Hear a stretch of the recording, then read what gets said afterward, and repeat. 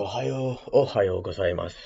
So, I noticed, I thought, actually, I knew this. I said this yesterday, that watch, because I wouldn't be able to trade, that will have a clean, obvious little pop rally or something like that, or a clean, obvious little drop. And for SPY, it's not really that obvious unless I move this trend up. I wonder if I should, but I'm just gonna leave it here for now. But on ES, especially on TradingView, it's obvious, and not so much on ES on Thinkorswim because I have to redo that entirely. Although it did look like we finally broke through our weekly, which was a resistance yesterday. We broke through it overnight, fell back down, and then just had a little dip and then pop afterwards. So this really, unless I found a possible, and this looks like it could be, so let's try it. Let's put this on a hour. So you can see a clear level forming here. I don't know if you want to call it an hour, 2 hour, but I'm pretty sure if I change the time frame, it'll still hold up. Resistance, support, support, support, support, support, support, support, support, support. And if I go to a 4 hour, although I probably won't show that clear there, but yeah. So anyways, we've got that on ES. But if I look at my TradingView SPY, go to a 15. It's not as obvious again because I might need to move this trend up. You know what? I'm just gonna go ahead and do it. Sorry.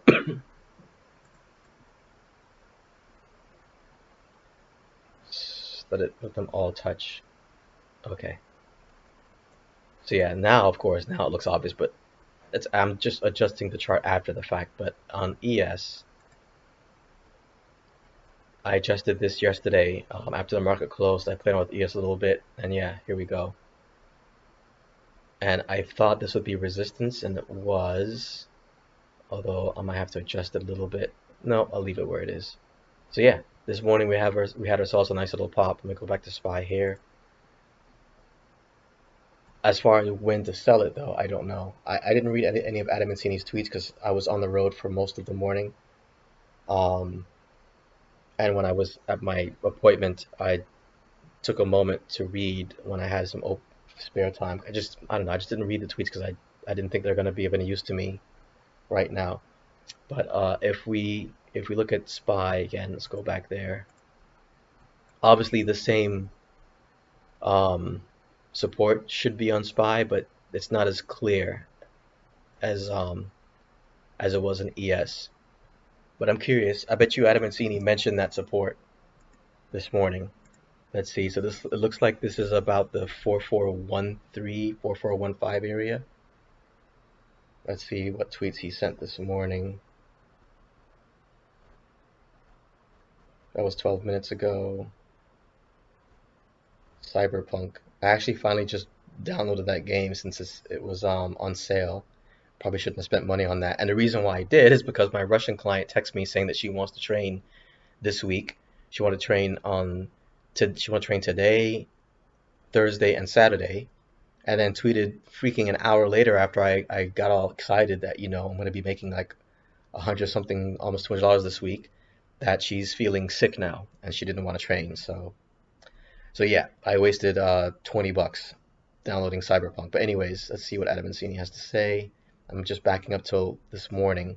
There's more than a few tweets. All right, 2 hours ago, my target yesterday in ES was 4425, 4430, where I tweeted it's basing time until FOMC. We hit 4428 overnight in ES and basing since. Tighten stops, lock in more gains. There will be volatility today. Plan today 4440, 4458. Okay, so is that next target? As long as 4408 holds. Okay, yes, 4408. All right, well, I don't know. Again, I don't know what the significance of 4408 is. It looks to me like this was this would be the obvious support here. But again, I'm saying that playing Monday morning quarterback, I'm seeing it after the fact. Would I have seen it beforehand? I don't know, but I like to say I would, but I don't know.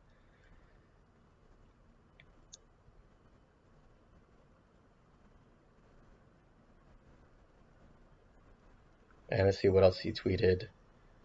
I'm gonna go to the most recent one. No time being wasted for ES. This morning, micro dip set the RSI back to oversold as posted, and we are now back at 4425, 430 target from yesterday. And basing under here for 12 hours now. The next target remain 4440, 4458 as posted. Well, if I had to predict, and I don't want to predict, but if I had to predict what's going to happen after FOMC, everyone thinks that the Feds are going to do a pause.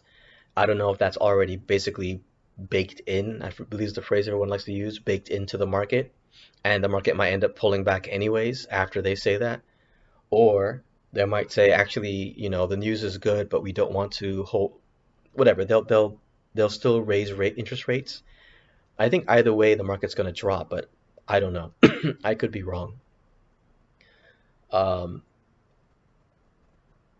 It looks like a supply is forming here, so I'm going to go ahead and, well, let me wait for this to close. But I don't have anything above for resistance other than this right here, which is a bit concerning.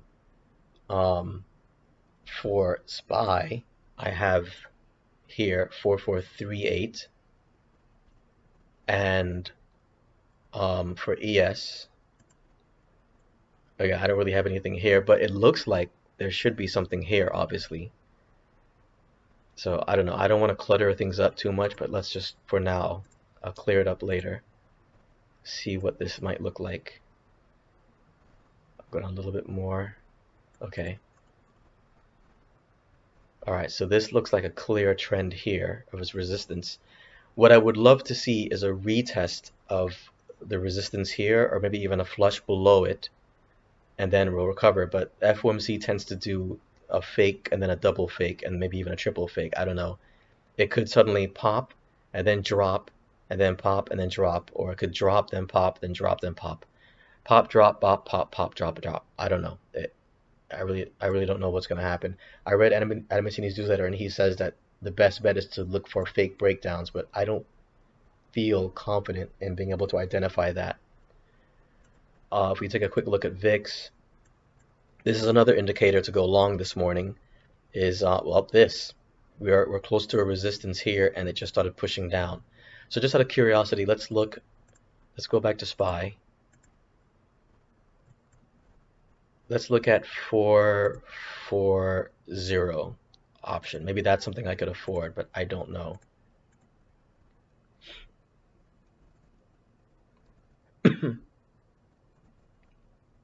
Nope. Even this morning, I forget that it's when it's FOMC day, the premiums are much more expensive. It's just so frustrating.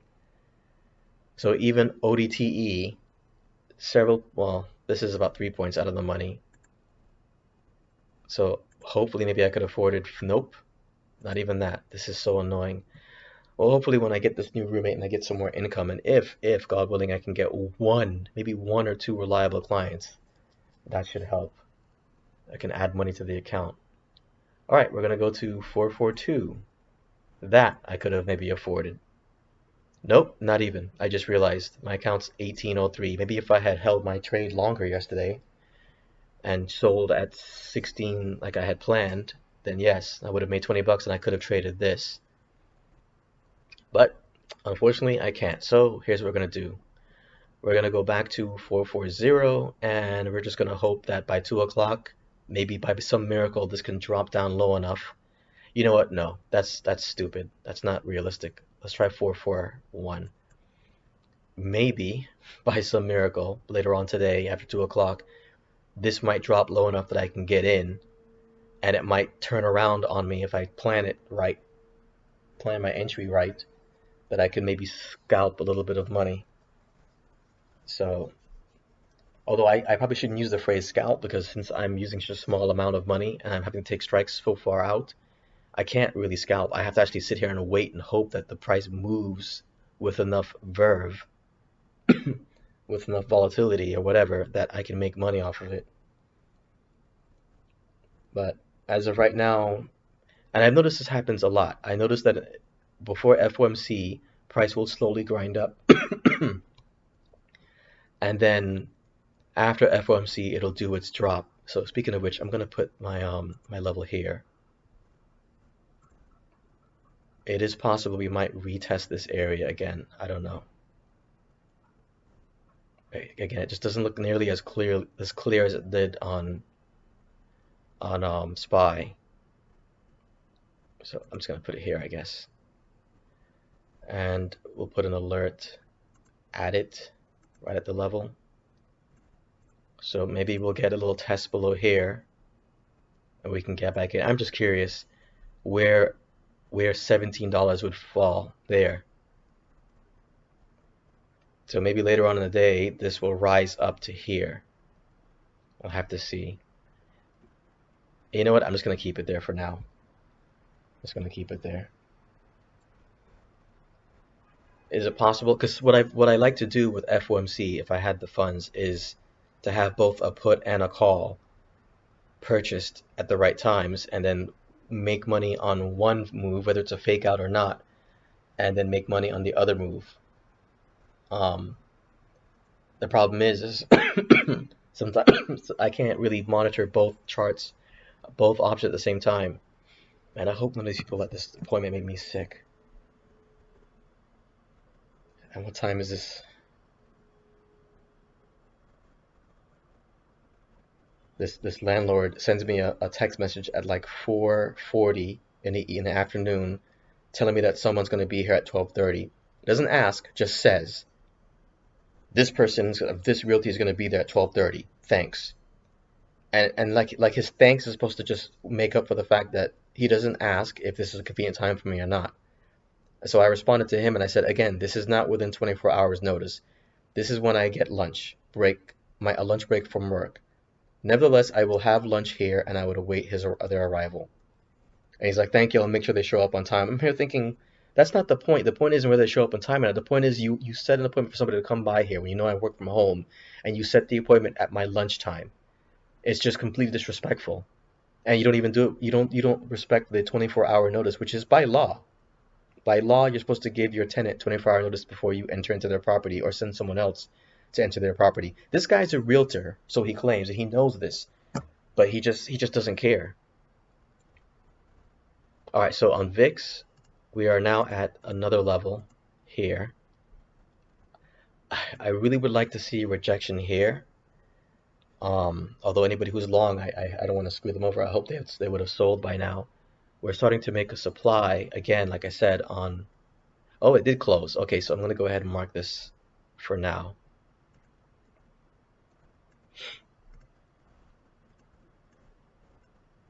But yeah, even this one way out here, although I couldn't afford it, if you can get in here at 30 or 31, let's say 35, and then sell at what, 56? There it is. Although I don't know if he definitely would have been filled here, but nice little $20 there, or $200 if you went 10 options. Well, 190 minus the commission. Actually, 187 minus the commission, because again, I'm realizing now the commission is $1.30 per trade, per option trade. It's ridiculous, man. Oh well, so much for that supply. We're already retesting it. Wow. Okay, I guess I'll get rid of this. Well, let me wait. Let me wait for the candle to actually close. It just started, but that's a pretty strong 1 minute candle right there. Anyways, I don't want to make this a long video today, so I might do a couple more updates, and when 2 o'clock comes, we'll see what happens. The fireworks start. All right, quick update. I took off the supply because even though this candle closed under the supply, and this one also closed under the supply, I already took it off by this point, to be honest. And this one, it just looked to me like it was going to break through, because now what was resistance before um, here is now support.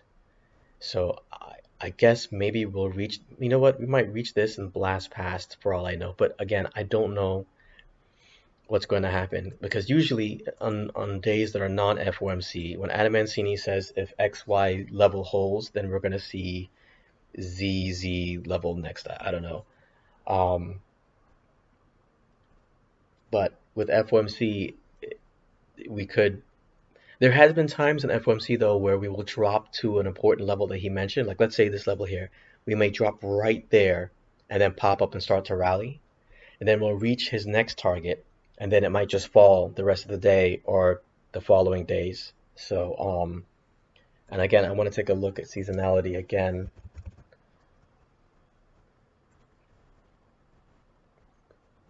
And yeah, it again, we're now middle of June. God, my insurance is gonna be due in like 7 days.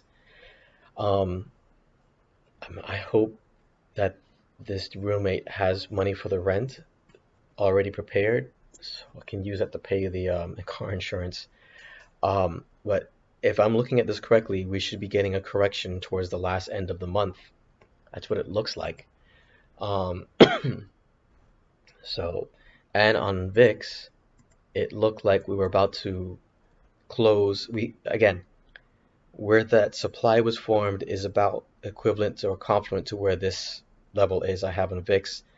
We formed a demand, but it got tested and now it's broken through. It, then again, this candle still is new, so it may end up closing above here, and this other candle may end up closing below the original supply. So I don't know, maybe I shouldn't have taken the supply off. Maybe I should keep it there until the actual candle closes above it, but I had some confidence that it wouldn't hold, but it looks like so far it is, so I'll put it back.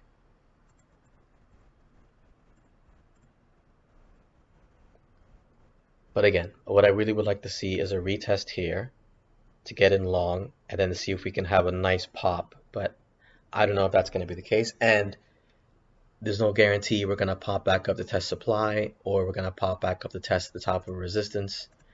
Let's see if we can figure out an equivalent spot on SPY where Adam Mancini's target is going to be for ES. So the most recent tweet was an hour ago, and the next targets he says is 4440 and then 4458. So let's go to ES. 4440 is here. Again, hold on. You know what? I didn't think of doing this. I don't know if it's going to really work with Thinkorswim, but let's see. Looks like I already have two drawings here. No, I don't. And it messed up. Okay, so let's redo that. Oh my god, Thinkorswim, man. Let's try 1030.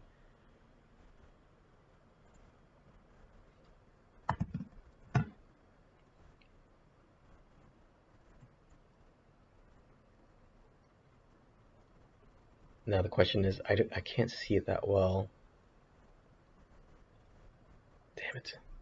And it's gotten screwed up. So never mind. God. Oh my god, I despise this app so much, man. Let's try zooming out again.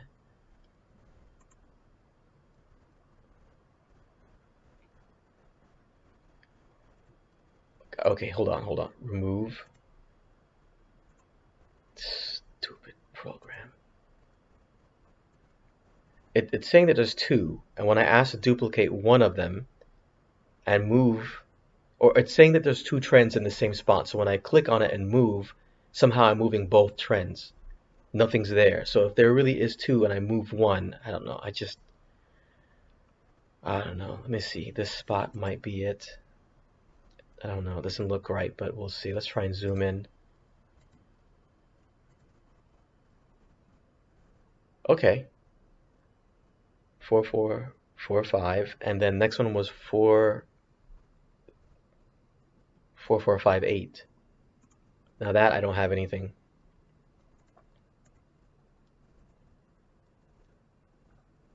I don't have any. I have a 4450. But anyway, so yeah.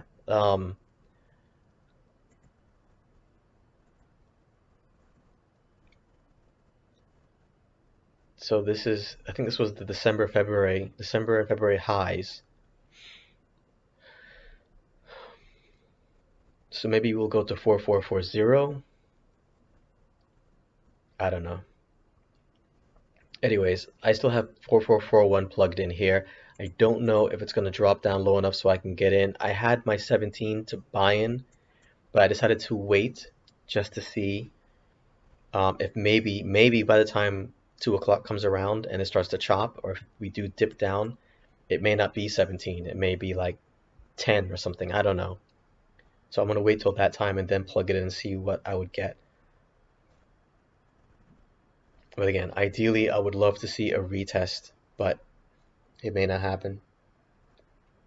And it seems like the way price is going, there's a great confidence that the Feds are going to pause, and we're just pushing up little by little up until that point.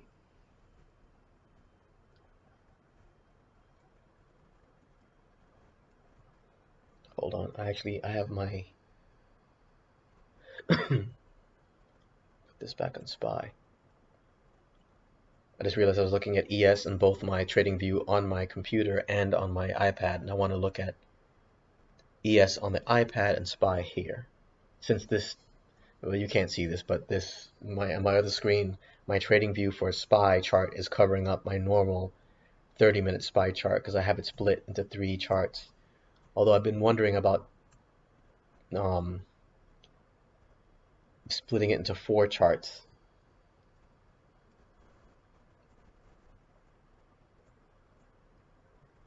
But again, I've been told by other people that they've become successful traders and they only trade one screen or one chart, I guess, or whatever. So I don't know. All right, that's enough of an update. A quick update because, like I thought, it was. I had a gut feeling that this was gonna be broken. That's why I took it off, and there we go, a pop right here. Um, if one had the funds to get in here, this would have been a nice little pop right here. So yeah, so far today, this has gone as low as 30 and has gone as high as 60 something. How high it's gonna go, I don't know. I mean, we're now again 4440 was the next target for Adam Mancini's ES, and I I thought I put something on ES.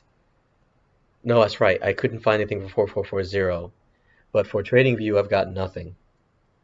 I've got nothing for ES. But on SPY, we're approaching the top of a resistance, which is similar to here, actually. So we're approaching this. And yeah, on TradingView, this... Oh, because I moved it on TradingView. I didn't move it here. And watch I try and move it and watch how it screws up. Nope, no problems there. But if I had adjusted this to match up with here and here, and if I was actually home to take the trade and I put, well, and if I found the level here, no, not that one. Is it that one? No, it's this one. This one. That's Adam Mancini, actually. And taken this long, this would have been beautiful. Although I wouldn't be able to do any of these options except maybe 443, sadly. Or I think no, I remember 442 was 18. So sadly, the only one I can do was 443. And now that I think about it, I got home and I could have gotten in here at 18 or 16 and let this run and just made 30, no, not 30, but 15 bucks today. But again, we had this supply right here. I had a feeling it was going to break through, but the strategy is supply is supposed to be respected, and it was not here, clearly. So let's see what happens here. And now Adam Mancini just tweeted, let me guess, excellent follow through? No. Strong follow through continues in ES, and It's the same drill as every day all week. Keep trailing up stops on longs as posted. This morning's micro dip reset the RSI for the leg. 4440 next target as posted. We're few points off now, then 4458 above their heavy resistance. So 20 more points to go.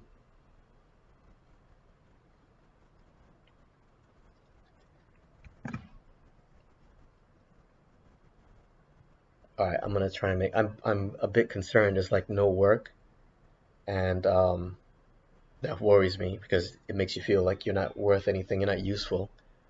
Um, but at the same time, I am absolutely freaking exhausted, and I'm not looking forward to dealing with these people coming here. I hope they don't show up, but I guarantee what's gonna happen is they're gonna show up either early or late.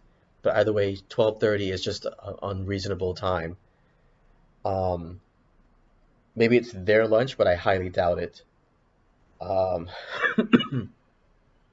so I'm gonna go try and make something to eat early, and I gotta drag myself to work out at the park today because I haven't since Saturday, and um, and then I gotta clear stuff out my car this week because taking a long drive to pick up the roommate in um, northeast Florida, and I don't want to have any extra weight. Look at this thing just pushing, man. Yep, this morning would have been nice if I had gotten in here and then taken this long, but whatever. It looks like we're gonna hit 4458 at this rate before FOMC even starts. So I guess this is a front-loaded bullish reaction to expected news, and then when the news comes out, then there's gonna be a cool off, or we're gonna push even higher. I don't know, but I'm walking away from now because it's just I could have gotten in here if I had this sort of anticipation when I got home, but um, I did not think it would push this hard. And again, even though we're grinding up slowly, and this isn't a new candle, VIX is also going up. We're sort of hovering around this resistance still, even though we've broken through the supply and pushed further on. And now we're breaking through this trend too. So, yeah.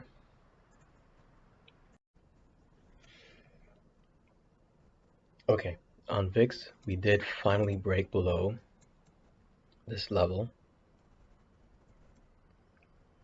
Weird. Oh, because this is on 30. I'm like, why does the chart look different? We finally broke below this level on that pop, that rally, but then, as you can see, came back up.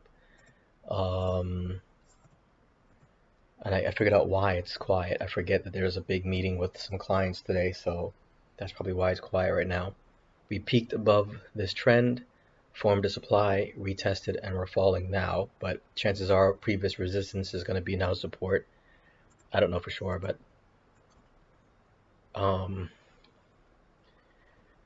same thing obviously with ES, but I was just thinking if previous resistance is going to be support, is it possible that we can take this long? I don't know. It might if it goes down a little bit further and bounces confluent to previous resistance and VWAP. If it bounces, maybe we can get in if we get down to 17, 16. I don't know what price is going to be at that point. I'm just going to put an alert here if we get below 17 and just see where we go from there. But I'm starving. I gotta get out. Okay, quick update, and you'll find this fascinating. Look where we dropped down to. I don't know if I would have been filled. I don't think I would have been.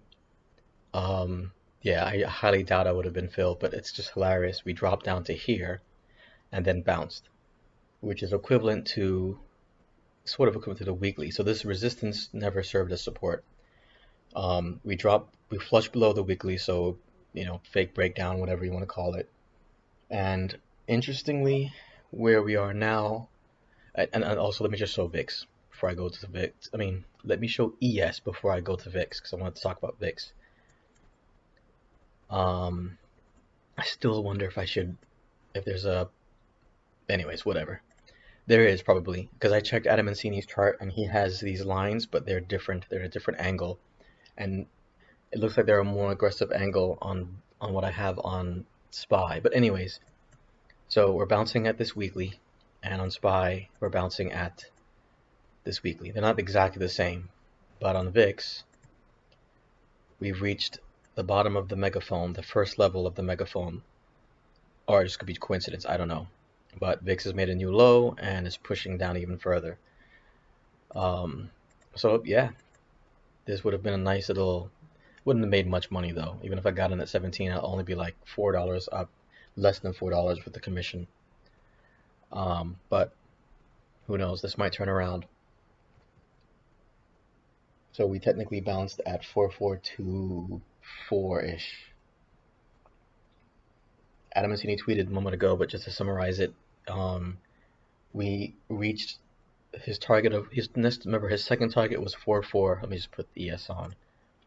His second target was 4440, and you can see we pretty much almost made it there. So, yeah, his levels are on. So obviously this is a trend that he's going through or using that I obviously didn't see, or I don't know. Um, but yeah, this level was pretty much, he was off by 50 cents. So 4440 was the next target.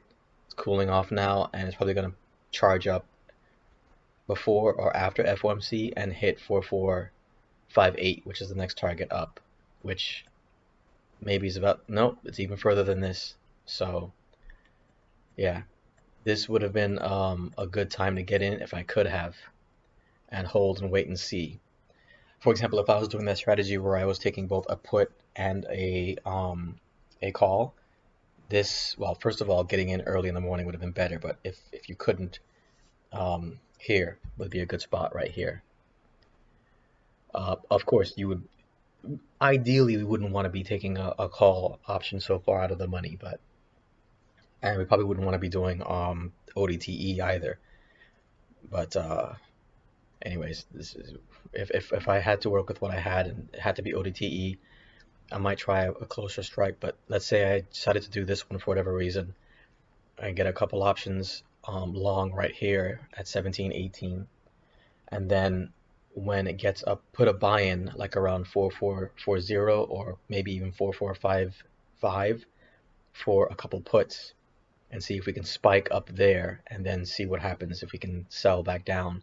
And of course, what I'm saying is if we were already long right now, a couple longs in this 443 strike, we would put one sell at 4440 if we can get back up there. Wouldn't make much on that, of course.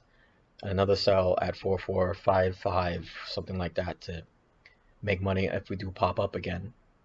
And then those two automatically sell, and then we get filled for the two puts, and put one sell at VWAP, I guess, or maybe this weekly again, and then hold on to the other one, I guess.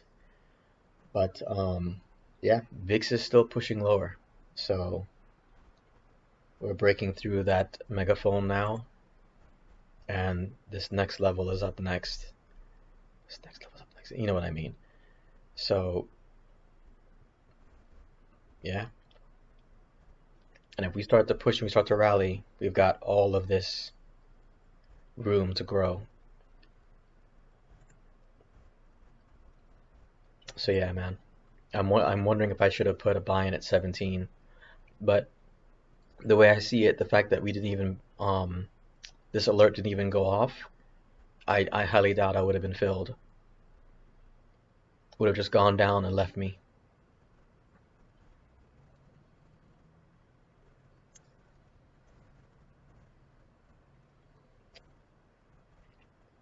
Someone recommended I watch this show, this documentary or series on Netflix called How to Get Rich by some guy named Sethi. I forgot his name. I think it's Bhati Sethi or something. And the first couple we're looking at is, I don't know, some pretty boy guy who met some girl. I think she's Latin or something. She's 27 years old, and she's a marketing software executive. I can't even begin to think what it is that she does for that company. And she makes over six figures, but they're living in this really fancy home that looks like it's probably worth, I don't know, uh, maybe 1 million or more. I mean, could you, I don't know. This is a genuine question. Could you afford $1 million, maybe a 1 million, $1.2 million home if you make six figures? I like to think no, but what do I know? And the guy is a stay-at-home dad. And um man, I don't know. They've been married for 6 years, so I doubt the entire time he was not working. Maybe he recently became a stay-at-home dad, but if I had to make a prediction, if he doesn't get a job and start making more money than she does, she's either A, going to leave him, or B, going to have an affair on him. That's just my experience with, um, not my personal experience, but my experience in observing other relationships.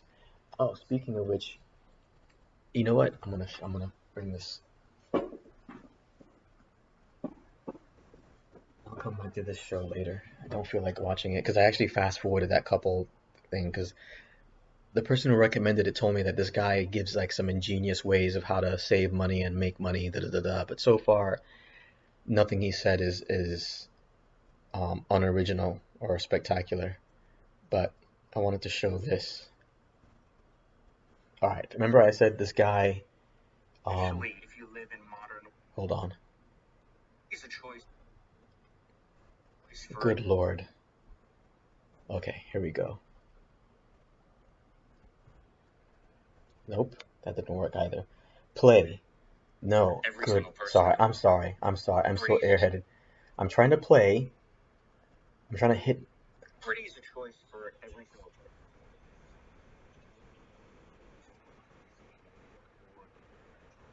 Exist in those countries where making money is not restrictive based on who you know, what you know, or. Hold on. I think that's security. Hello?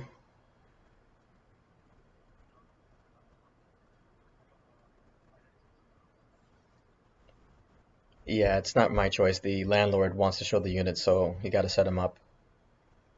Sorry. Thanks, brother. Yeah, yeah, I have to because the landlord's showing he's selling the property, so I got to let them come and look. So, yeah. All right. Thank you.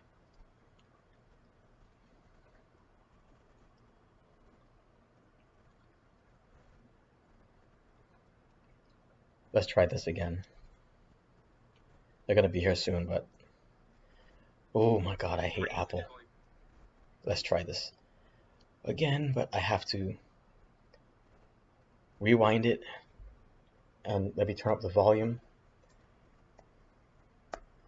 Pretty is a choice for every single person in the world, especially if you live in modern Western countries like in Europe or in America. Opportunities exist in those countries where making money is not restrictive based on who you know, what you know, or where you've been brought up, who your family members are, like in communist or socialistic countries. Instead, in those opportunities exist a window where someone can say, hey, anyone can make it, but the market will decide who does and who doesn't based on their skills, their capacity to bring something to market. The attempt of trying to get rich is open to all individuals in these countries. That's why I always say that staying poor comes down to a choice rather than really if it is in the cards for you or not. So, right. Hold on one second.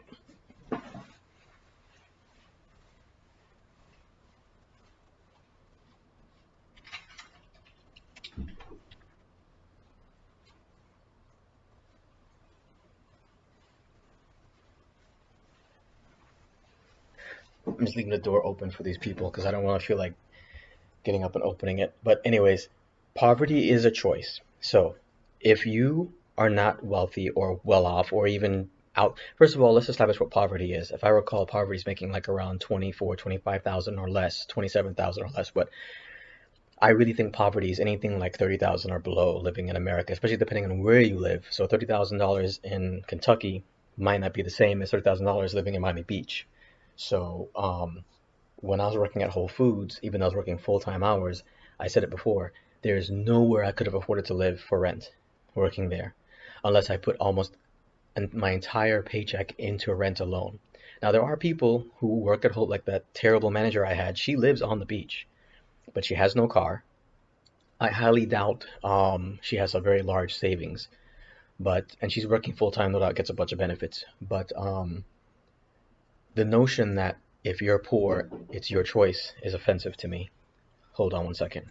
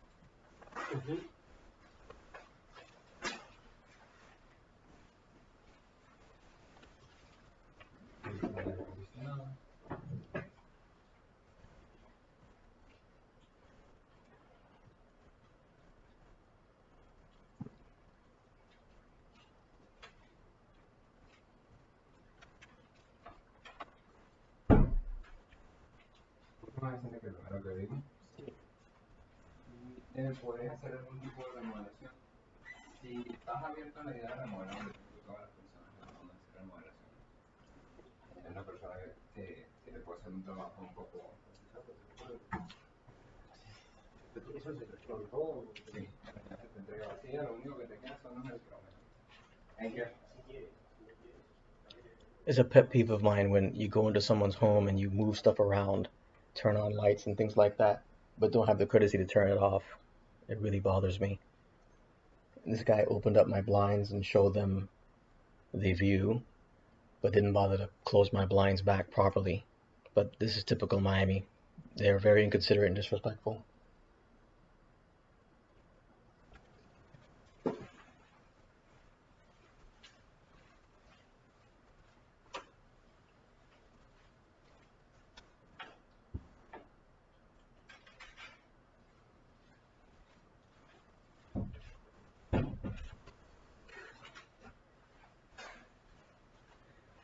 Just annoying. The guy slams my air conditioning door and then closes it for me.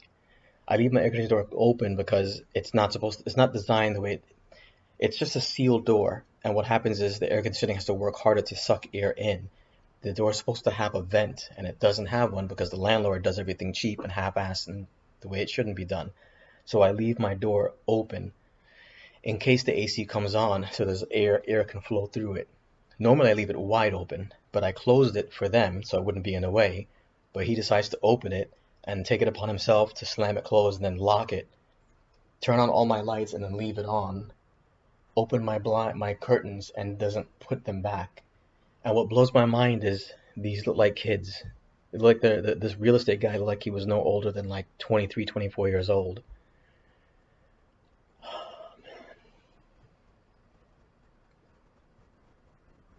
And here I am struggling just to make enough money to survive. And I have to sit here and wonder what is it that they do?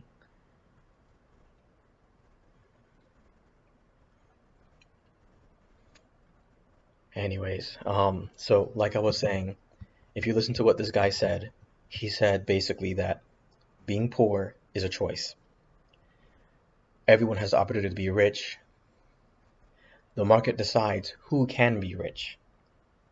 So what he's saying is everyone has the opportunity to attempt to get out of poverty, but the market decides who can and who cannot get out of poverty. So if you think about the entire statement, he just contradicted himself.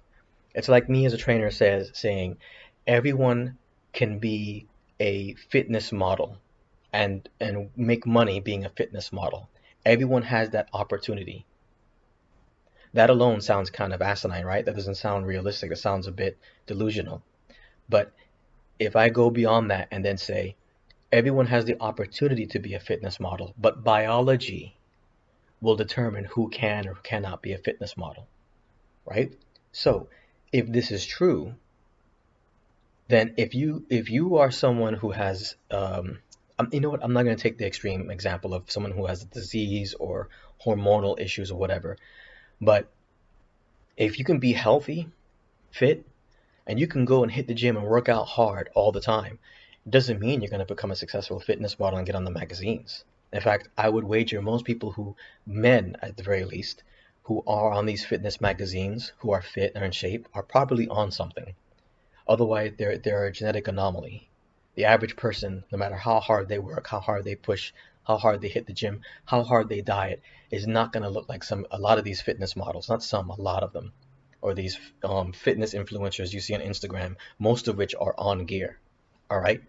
So by that logic, for me to say that it's your choice, if you're not a fitness model, it's your choice, then that kind of contradicts it, right? And I know I'm taking an extreme example of fitness model, but I want to know what is his opposite example, because he's shown, and I've shown another one of his videos. Let me see if I can find it.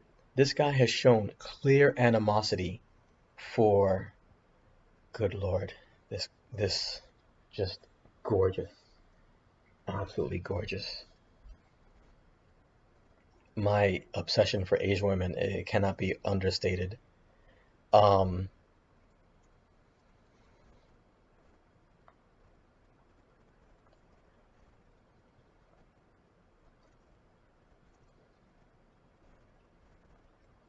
let's see if I can find it. I unfollowed this guy, so let's see if I can find. I think this I Make Millionaires, I think is the name of it, which is something else I find hilarious.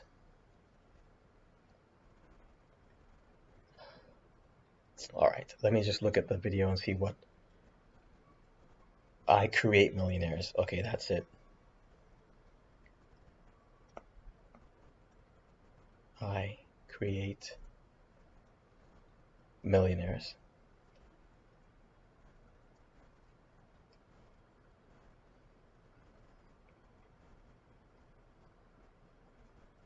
When they drive cars that are basically what I call cheater cars. Cheater cars are like BMW i8s, Maserati Ghiblis. These are cars that basically function as a pretend car of wealth when really they're just generic garbage that's wrapped in a shell of, hey, this is cooler, or this is supposed to be for those that want value. When in reality, it's just a trashy product for the stupid idiot that wants to basically pretend to be richer than he really is. I mean, there's no value in driving a Maserati Ghibli. It's the biggest piece of trash on the planet. And a BMW i8, you can earn your doors. You don't need to buy a car with worth $60,000 that has butterfly doors. It's just stupid. Those are the types of people that I would have no respect for, especially when they pretend to be rich.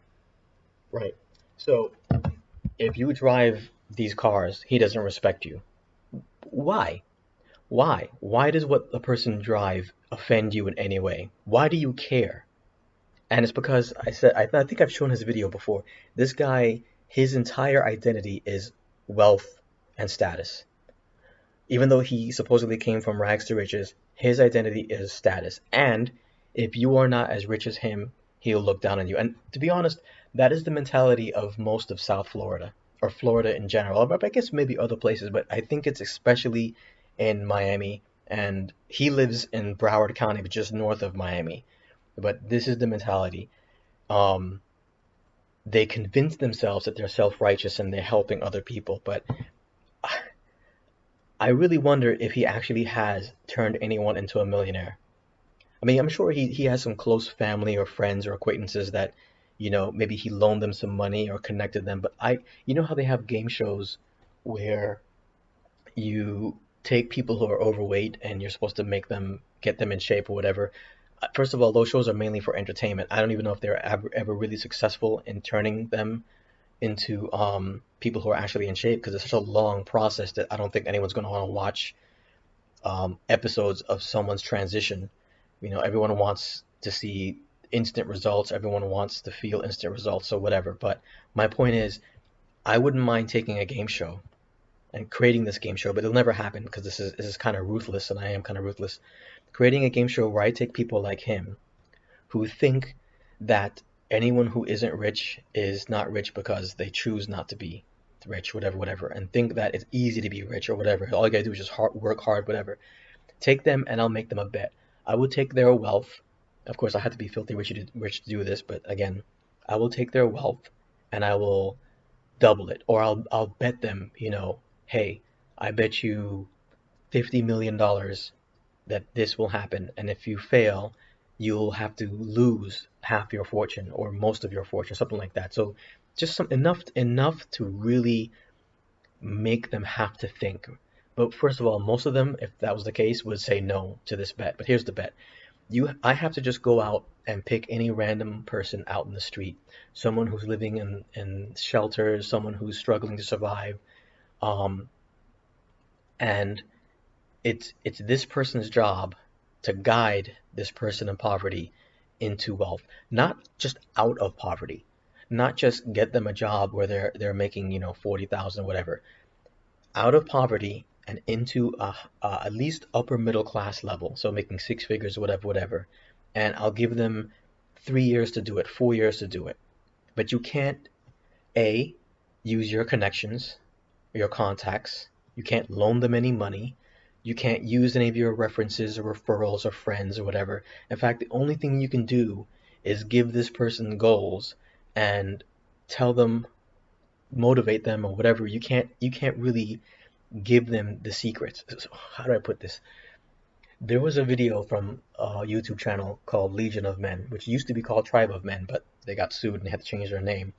And although I don't agree with everything that the guy who runs the channel says, um, for example, he says that you should never play video games. That anytime you spend playing video games, you should be spending that time working on yourself or working on your side hustle. The problem with that is that there's no guarantee that side hustles are going to work out. I know I've tried a bunch of them and they didn't work out, but just from my own experience. But um, the notion that poor people are poor because they choose it and they don't try anything else is, I think, is false. There are a lot of people who try some side hustle and try to get it to work. Look in YouTube and look up side hustle videos and look at how many views those things get. If nobody cared about doing a side hustle, those videos wouldn't be so popular. That's my logic. But you can try the side hustle, but it doesn't necessarily work. So rich people love to make the claim that if you're not rich, it's your choice. But if you put the onus on them to take someone from a position of poverty and raise them up out of poverty, they couldn't do it. What they'll probably do is say, "Oh, I told them what to do. I told them do this, do that, and they didn't do it." But now, if I had a game show where, not a game show, but a series or a documentary where I can show, hey, this person who lives in poverty did what you said. They they updated their resume. They put out 200 resumes this week alone. Yeah, guess what? They got hired at the Amazon warehouse. They got hired there. Now they're working 40, 45 hours a week, bringing in some extra money. But guess what? They're still technically in poverty. So what's your next plan? You want them to work a side hustle as well? Okay, they're doing Uber. They're doing Lyft on the side. But guess what? Most of the money they're making is going into maintenance of the vehicle. That's not going to work. What other side hustle do you recommend? I'm telling you, man, you will never see a show like that happen because wealthy people will love to talk about it, how they can make someone else wealthy. And I'm going to watch the full series because the person who recommended this to me, I asked her, what is it that this guy says that's so original? And I've only just started watching it, but I haven't seen anything that he says in these videos that is original. You know, I think one thing he said, which he makes it sound, like it's an epiphany, like extravagant, but for me, it's a waste. He said, and I'm quoting him almost best I can remember. I'm trying to remember it verbatim. He said, "My philosophy is you spend extravagantly on the things you love, but you cut back mercilessly on the things you don't." I'm like, what is that supposed to mean? Look, I just bought a video game that was used for like $25 off of Xbox a couple days ago because, and I probably shouldn't have because the only game I play is Fallout 76, and there's a sentimental reason why I bought this game because Katerina, my ex-girlfriend, loves the game and felt that I would love it too, and I never really got a chance to give it a chance. I never got a chance. I never really gave it much of a chance because it was crashing a lot for me. In fact, even though it's supposedly revamped in a whole new game, and even though I have a better system, when I was playing it the other day, within 20 minutes it crashed. So, um, but yeah, the notion that you can't spend any time doing anything of pleasure, that every moment you spend has to be working, is what a lot of these people say. Like this guy from Legion of Men says. He, first of all, I bet you if a guy said, yeah, when I take my free time and I go for a ride on my Harley to the bar, I smoke a cigar and I have a few drinks and that's how I relax. I guarantee you this guy from Legion of Men would be like, yeah, man, that's good. That's good. You got to relax every now and then. That's how you should do it because it sounds like a very manly thing to do. But if another guy says, yeah, after I work a good 8 hours, 10 hours shift, I go to the gym, and then I go home, I relax, and I play about an hour of video games. Nah, man, you shouldn't do that. You shouldn't do that. Video games are terrible. Now, maybe he's right. Maybe he's right. But I can also make an argument that, going to the bar, having a few whiskeys, and smoking a cigar is not good for you. I can also make the argument. So why is one okay, but the other one isn't? So I don't know. My point being is this: these people who talk about becoming wealthy as though it's this easy thing, I don't get, I don't, no, I do, because I was like them when it comes to fitness. When I was younger, when I was in my 30s and my late 20s, I was a beast. I can run for, I mean, not like most people, but how do I put this? I wasn't specialized in anything specifically. I wasn't extremely strong. I wasn't extremely fast.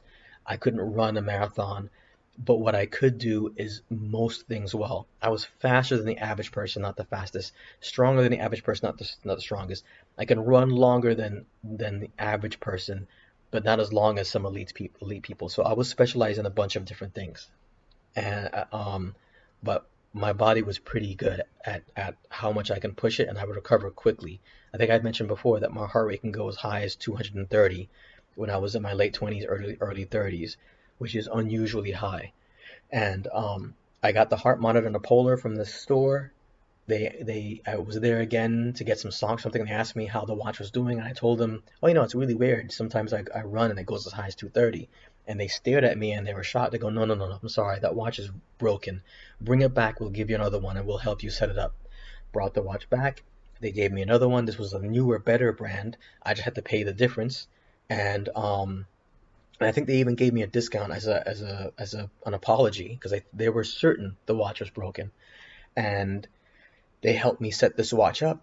I got on the scale, gave them my age, everything was set up. Guess what? Still was going to 230 anyways. And I told them, and they said, "Wow, I guess it's not the watch, it's you. That's pretty impressive." But they were so certain that there's no way my heart rate can go that high.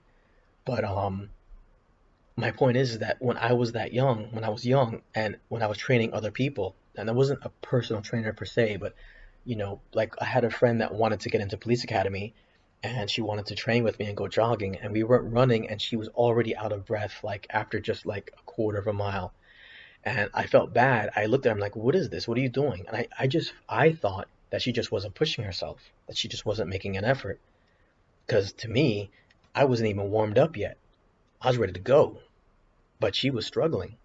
And it's only when I've gotten older and out of shape, I can tell you right now, if I tried jogging a quarter mile, I'm going to be out of breath probably because I messed up my Achilles heel and I haven't done any kind of sprints or any kind of cardio training with my legs since. And that was back in early March.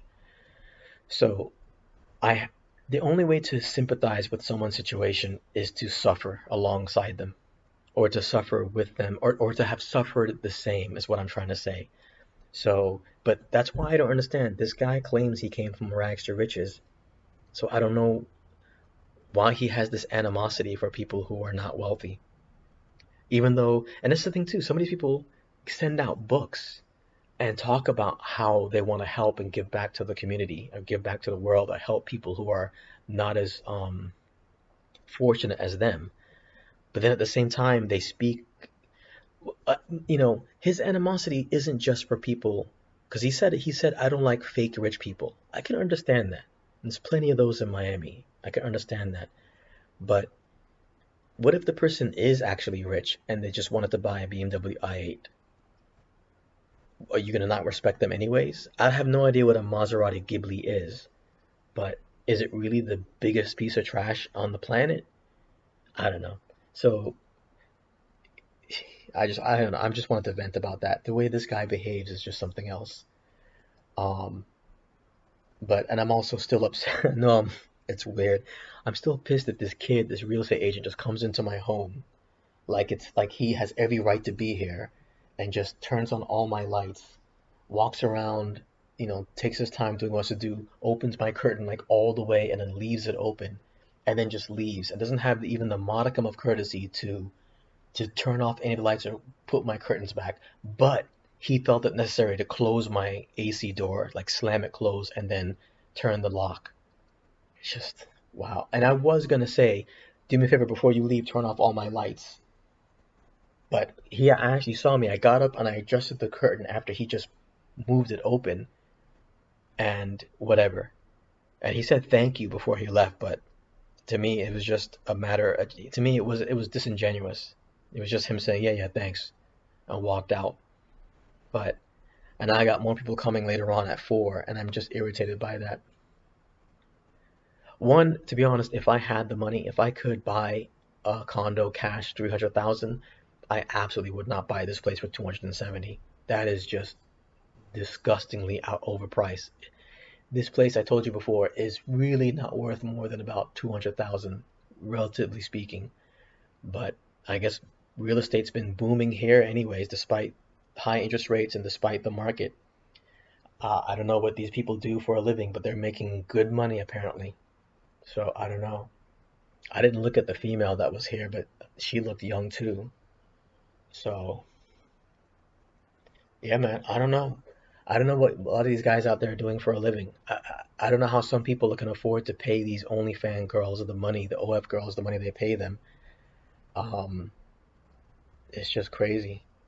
I remember I saw a video, I don't know if it's real or not, but there was this OF girl or Twitch girl or something, and she's like sitting at the computer and she's like, "Oh my God, oh crap. This guy just," and she read his email or his message, and he goes, whatever her name is, he's like, Divine, I just gave you, I hope you enjoy this gift. I love you. You mean everything to me, and I'm sending my life savings to you, or something like that, she said. And she's like, oh wow, dope. Well, I mean, enjoy being poor, buddy. Thank you. And then she looks over the side. She's like, "Hey, babe, we just made $1 million, something like that. Or we made $500,000 or 100,000. I don't know what it was that this guy gave, but I'm like, who makes enough money that you're able to give someone 50, $100,000? Someone you never met, some stranger, some female online that will never, even if she was asked to, would never reciprocate. First of all, even if she did reciprocate, even if she did hook up with you, what female is worth that much money? So I'm sorry, I've been venting for a while, but I'm just vexed. I'm sleepy. I'm pissed that I can't succeed in this. I'm barely surviving, and I got to deal with this. People coming into my home, just helping themselves, looking around or whatever. So I bet you that kid that walked in here with that girl, I bet you he can buy this place cash if he wanted to. I don't understand Spanish, so I didn't really pay attention to what they were saying. But yeah, I don't know. But I'm just shocked that there's people still making appointments and wanting to come see this place. I'm blown away. And I heard the guy ask, "This is a studio," and the guy's like, "Yeah, this is a studio." I'm here thinking, you made an appointment to go look at a property. You don't even know what it is. You don't know if it's a one bedroom or a studio or whatever. So it makes me think that maybe he's not even going to be living here. He just wants to buy it and rent it out. Imagine being young enough. Imagine being in your early 20s or mid 20s and looking to buy investment property in Miami Beach just to rent out. And I can almost guarantee whoever purchases the property is going to want to renovate. And that's going to make my life living here a miserable hell. And from what I understand, you can do that. If you're a landlord and you decide you want to renovate, even though somebody's currently leasing, you have every right to do it. To me, I think it's illegal. I don't think you should be able to allow to renovate when someone's living in there unless you notify them before they sign the lease that it's your intention to renovate. But I don't know. I spoke to my friend who's a realtor who lives in this building about telling the landlord, listen, having people coming into my home every other day during the day, interrupting my work day or my work life, or just, interrupting my privacy is an inconvenience. And there should be some accommodation for it. The rent should be lowered by $100 a month or something like that. So, um, I'm tempted to do that. I am. So far this week, so far in the past week, I think this is the eighth person. Only two of them have showed up, but it doesn't matter. When he says someone's coming by, I have to be here. And if I wanted to go and run an errand, or if it's my day off and I want to go out, I can't. I have to hang around here and wait, which I did on Saturday. I hung around here for over an hour waiting for someone to show up. Because instead of giving me an actual appointment, 2 o'clock, 2:30, it's, oh, between this time and like the people who showed up here on Monday, I think it was, they were late. They're supposed to show up between 2 and, I think 12 and 1, or 12 is, I forget what it was, but they showed up late. I think it was 1 and 2, and they showed up like around 2:17. But what I also find odd is how sometimes security will call me about them coming here, but most of the time they don't, but whatever. Um, what I do like about the security guy is that he goes, so you want me to let him up? Because I wanted to say no, but anyways, I can't do that. All right, I'm sorry. I babbled way too long, and this video is now way, way long. But just to quickly update on VIX, it looked like we were about to break below, but we turned around now on that. I might have to adjust this actually. I wonder if I should move this down, but I'll leave it there for now. And looks like we just formed another demand. Although I don't know if this is technically, yeah, I don't know. Anyways, I don't know. I'm not gonna stress it. I may not even trade today because I'm so out of focus. I'm so exhausted. I'm just so stressed out right now.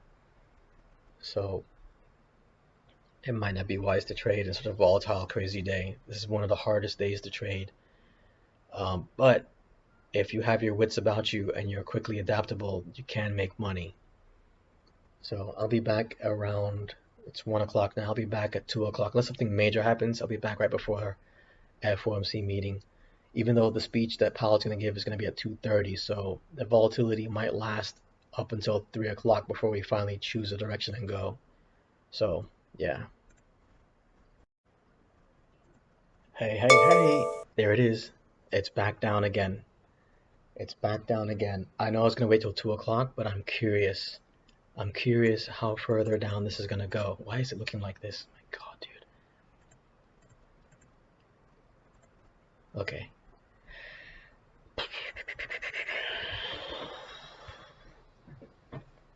Adam Mancini tweeted not too long ago, but he basically reiterated what he said before.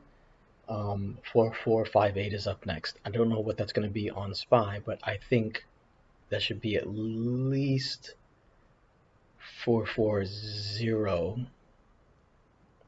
So a little bit up here. Oh my God, I'm sorry. I just remembered.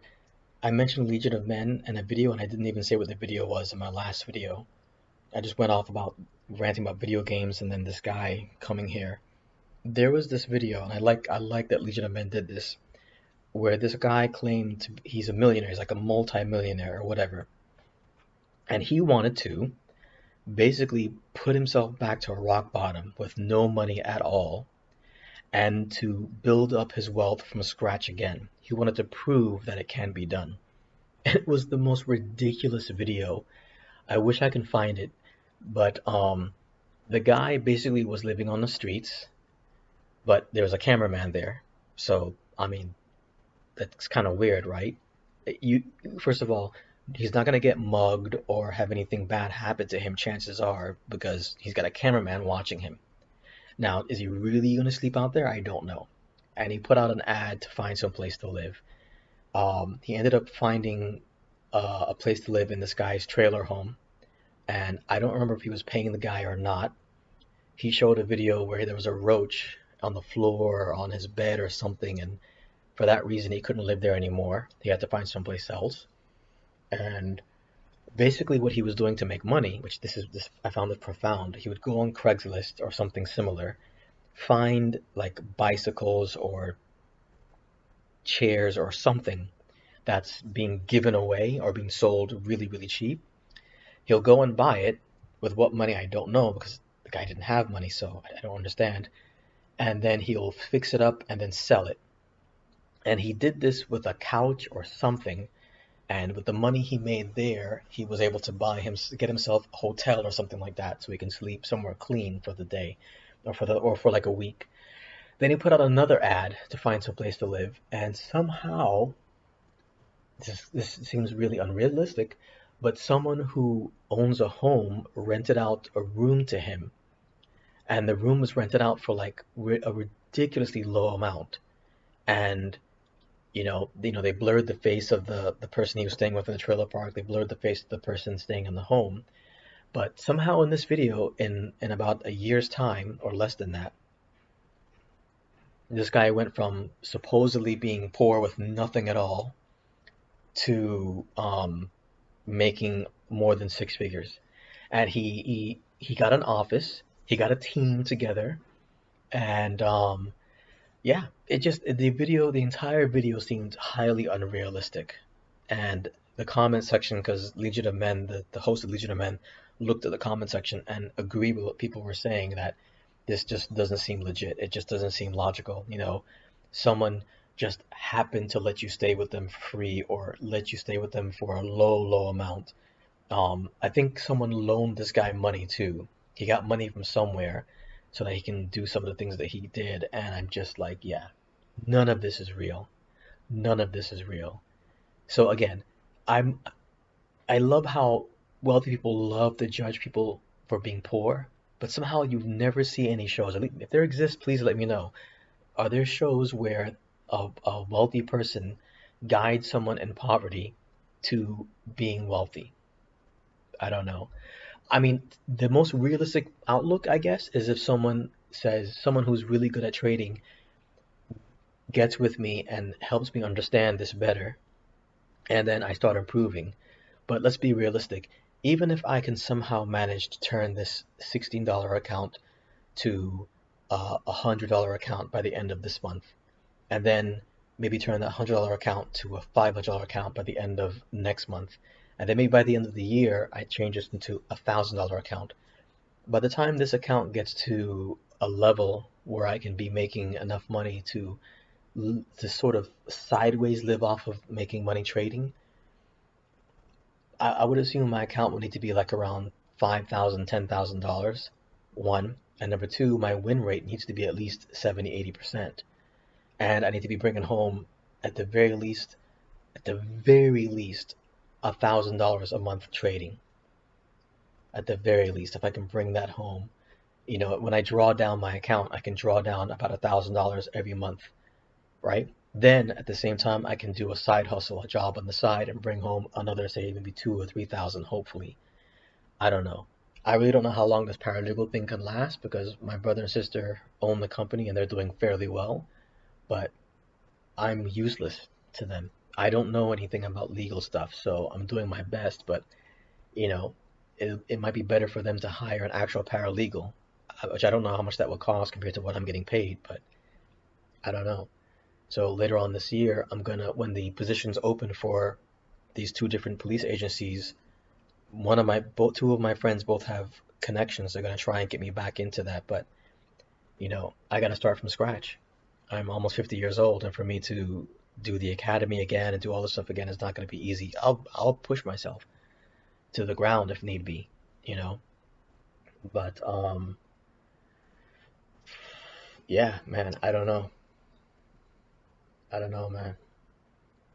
And I look at this kid as a realtor. I'm like, man, because if you're a realtor and um, you sell a property, you get a commission off of it, and $100,000 property, if you get 3% commission, is 3 grand. You know, I'm not really sure how it works if you're the buying listing as opposed to the seller listing, but yeah, man, And you know what's funny is I did real estate when I was in my early 20s. My mother had a company with it and insisted I go and do it, and I hated it. I found no interest in it whatsoever, but I learned and I got my license. I passed the test, and it was an annoying experience. You see, this kid, I bet you when he shows people properties, they show him respect. They treat him right. And I don't remember if he was wearing a suit and tie or not, or dress shirt and tie. When I was in real estate and I was working for my mother's company, um, I dressed properly and I would show people properties, but this is what they would do. Let's say I found a buyer. Let's say I had a buyer and I found a home that they liked to buy. What they would do is they will call up their buddy, their friend, or other real estate agent and have them write up the contract, and then they will get the commission, even though I did the work to find the property. This happened to me at least 2 or 3 times. And then the one time that I got a listing for selling the home, I remember I was showing the home once, and this is difficult for me because I think I'm like 21 years old, 20 years old, and I've never actually bought my own home. I've never gone through the process because, like most things, they teach you all this stuff and to get the real estate license, but the actual nitty gritty of what needs to be done. Like for example, you can go through the academy, go through police academy and pass and become a cop. But guess what? I have no idea how to write a 22 report or a 16 report. I mean, I'm sorry, a auto theft or a DUI. I don't know how to do those. They don't teach you that in the academy, and it might be different depending on what department you go to, but or what county you go to because it's a state license. But these are little basic things they don't teach you, and I I did not know how to write up a contract for selling, and I don't even know the actual process you go through of buying a home. So these and I looked much younger than my actual age. I might be a 21-year-old real estate agent, but I looked like I was still in high school. So a lot of people didn't show me any respect, and they were kind of rude to me. So I didn't make any successful deals doing real estate, and I didn't have any good teachers. My mother was terrible. My family is they're terrible at teaching anything. They're terrible. I'm probably bad myself. But if I had to teach someone how to do trading, how to understand how options works and things like that, I don't know if I really do a good job at it. But I can guarantee you, my family would do a worse job. So they just don't know how to empathize with your situation, and they don't know how to explain things, and they assume you know things when there's no reason why you should know it, and they don't teach you, but they'll teach you irrelevant stuff. So this is stuff you need to know. So I don't know. I did not like real estate, but I suppose if you are 21 years old, 22 years old, and you have a real estate license and you can successfully make some sales, it's a good business to have. I don't know. Anyways, um, I'm wondering if we're grinding down lower,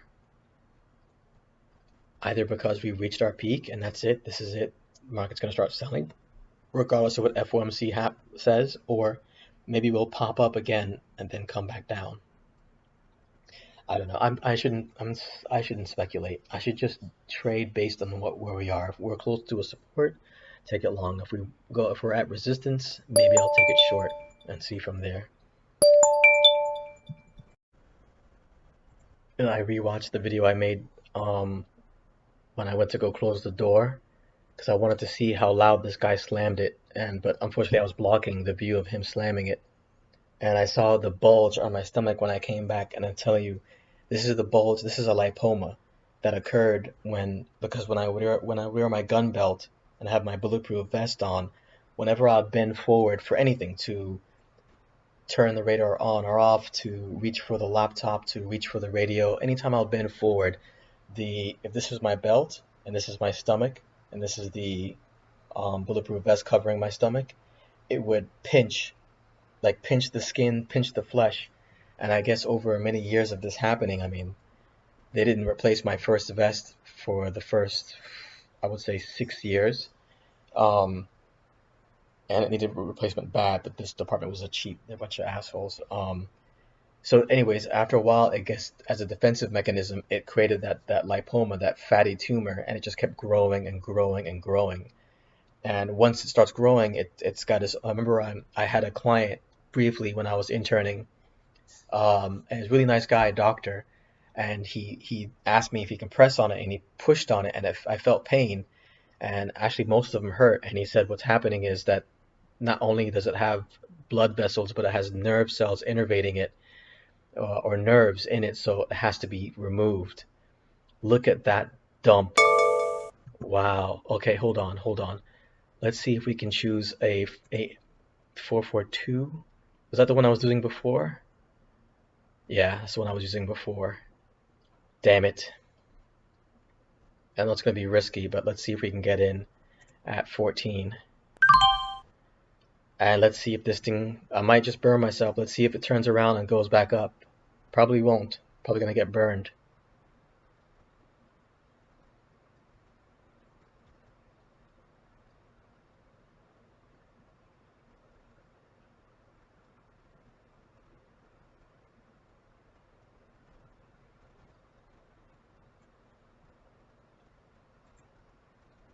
Oof, that's how high it has to go.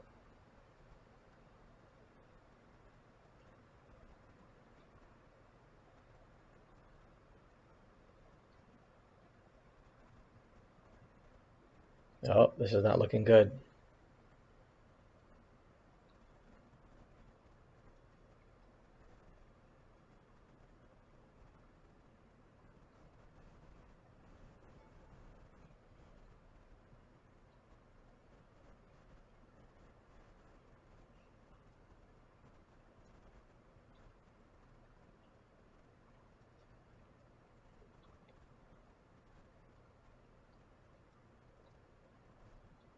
Generally, the first move is a fake, but not always.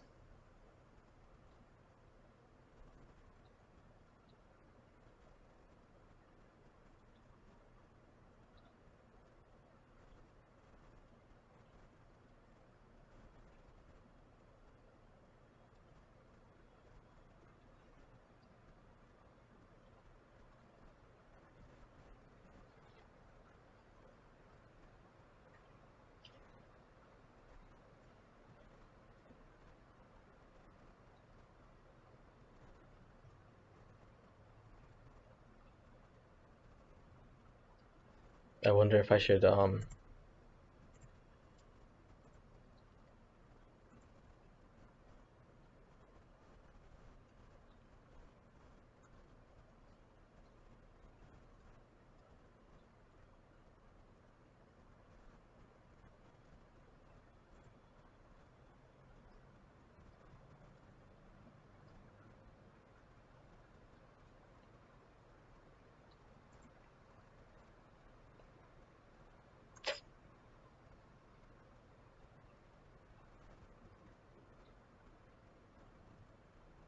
oh, this didn't tell me anything.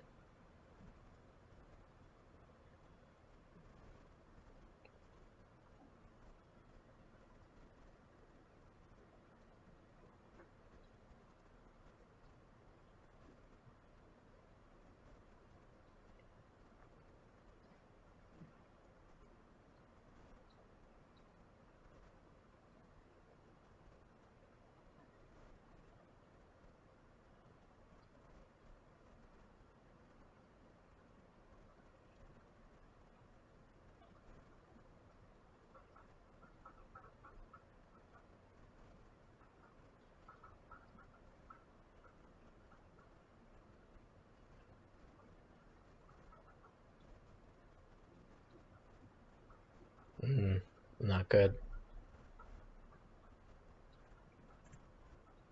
Well, it looks like I might lose my entire account, which isn't really much to begin with.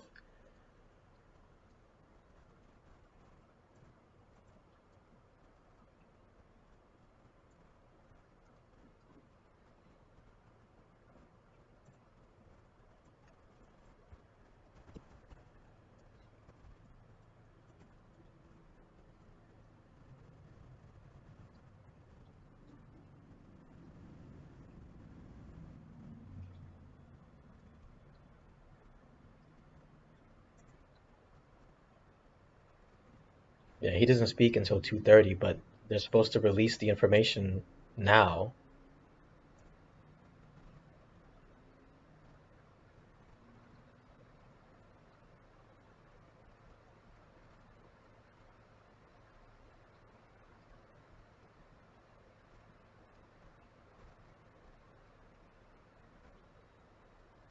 So what does this mean? Actual? It means that's what happened?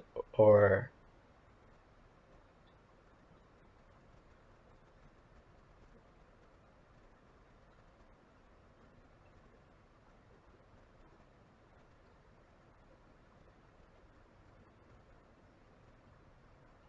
oh damn, I should have went short.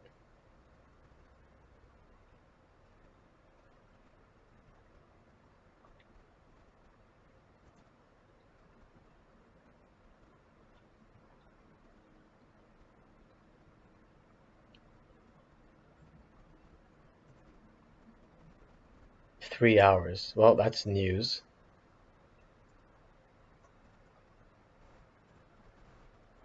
All right, looks like I'm gonna get burned today. I should have exited when we came back up to 15 and just been able to break even. But it looks like this thing's dropping. So this is about half my account gone down the hole.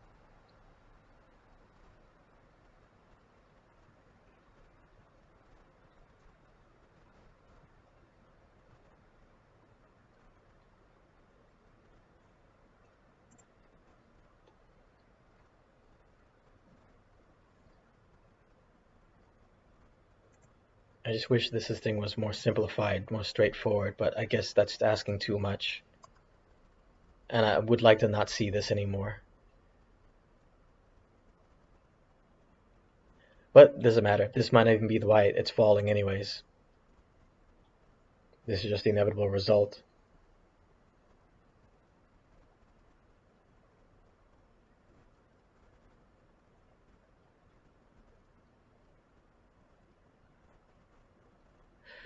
Oh well, I'm gonna let this run. If the whole thing goes away, the whole thing goes away. I mean, what can I do? Later on this month, I'll add some more money back in, but looks like the short was the way to go because this is just dropping and dropping and dropping. I thought we might get initial reaction one way and then the other, but this is just a drop. And yeah, I should have known because I'm here thinking we just keep grinding up all morning before the FOMC meeting, so um,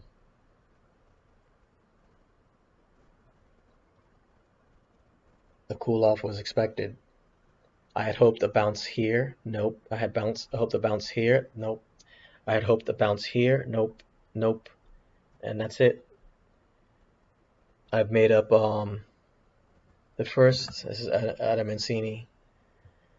The first move after FOMC is in the books, and it was down. ES 438590, first major support coming up, and in this zone is the first test. ES will need to defend here and reclaim 4408 to see any upside squeeze. 4385 fails. We're at 4385 now.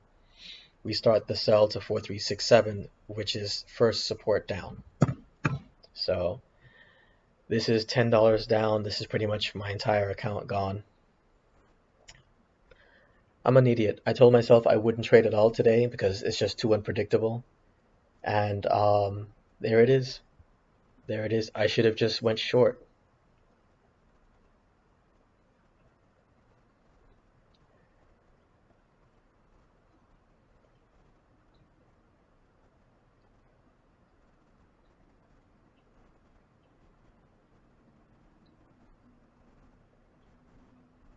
Oh well. There wasn't much in the account anyways. Um, what can I do? And even if this does turn around and rallies back up to where we started our sell, chances are because of the fall, I'd be lucky if I break even. This is the 442 strike. This has got to go make a new high of the day and go even higher. And considering that I took the time to look at the seasonality, I should have known this was gonna turn around and fall. But anyways, right before I left my career, I went to a doctor to complain about these lipomas because I have a couple. I have like 17. I've counted, and most of them are around my abdominal. But what I thought was funny was, oh yeah, let me finish the thought. I went to a doctor to ask if I can have them removed, and the doctor, being an absolute jerk, lied and told me that it's cosmetic, and no, they can't be removed. I have to come out of pocket and pay myself. And I looked it up back then, and back then it was like maybe $500 for the first lipoma, and like $100 for each one. So say like maybe 2 grand to remove all of them. Um, but then after I lost my career, or I had to leave my career, um, I decided to ask that doctor that I was training what he thought it would cost, because he owns multiple doctor firms or corporations or whatever, and he said I would be looking at, with the cost of an anesthesiologist and everything, a good one, maybe about $6,000 at max, $5,000 to have them all removed. But what I thought was interesting is I have a lipoma right here, right above my bicep. It's hard and it's flat. And there was a time I was training a client and I was adjusting a machine, and I asked him to hold something or not hold. I don't know. I asked him to do something and he didn't do it. He didn't listen, and the machine swung around and smacked me really hard in the arm in the bicep area, and the impact was so hard that it looked like I was gonna bleed. I guess the bruising was so bad. And sure enough, as time went by, a lipoma formed right above where that impact occurred. So it seems to be like a self-defense mechanism or something like that. I don't know, an immune response. And yeah, I really hate them because I have one on my hip, a really big one, right on my left hip, where my taser holster would dig. I mean, the taser back then was this big, bulky, doofy-looking thing. Looks like something from Star Trek 19, like a old 1970, not even Star Trek, because even theirs were small, just look big and clumsy. And it would dig into my hip, and over the years that formed a big lipoma as well, and that one's got to be innervated with nerves, because if I lay on my left side, within about 3 or 4 minutes it starts to hurt, and it hurts like if somebody took ice and shoved it into your skin and left it sitting there for a while. So they're painful, and they affect my sleep a lot. um, and I recently discovered that I now have a new one, a small one, growing above right below my spine and my back. And there's one, and then when I lay on my right side, if the pillow's too high, or if the mattress, well, my mattress is terrible. It's the one my mother bought. It's like 3 times the thickness of a regular mattress, but still feels like you're sleeping on the floor. Um, when I lay on my side, if I bend too much, my rib and my hip push together, and there's a lipoma right there, and it pushes together. So I just find it hilarious how in any position I sleep, the lipomas are hurting and they keep me awake. I had a friend told me I should do a GoFundMe, and I laughed. Like, nobody's gonna donate a penny to help me. I mean, there's no way that's gonna happen. Well, I saw this popping back up. It went to $9. I thought about exiting and just taking only a small loss instead of a full loss. But I'm trying to be patient and see if this thing can work its way out, because sometimes it can take a while for the first fake move to happen and the next move to occur. I'm just going to have to reserve myself to accepting that I'm going to blow my entire account, or maybe make a little bit of money. One of the two is going to happen. I'm just still curious what the consensus is. Is it really 2.5? Is that what's happened? So I don't know. But this website's annoying.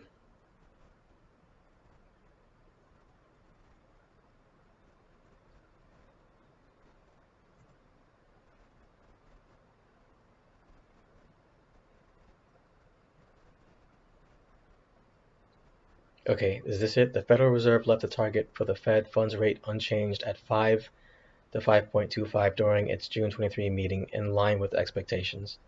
So they didn't raise it. It marks the first pause in a tightening campaign following 10 consecutive hikes that lifted the cost by 500 basis points. All right, so they haven't raised it. The highest level since September 2007. I didn't know that. They were raising rates really high even before the 2008 crash. Interesting. I just assumed they did it after 2008 crash as a result of the crash, but I don't know. What's interesting is we sort of rejected on VIX back here again, but that last candle we came all the way down here, as you can see, and we popped back up again, so that's not really good.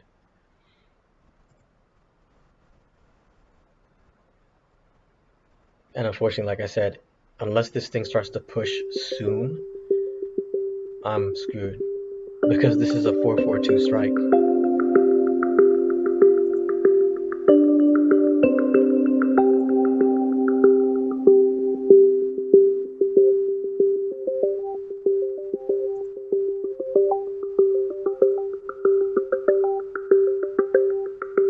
Is there no way to get this off the screen? Oh.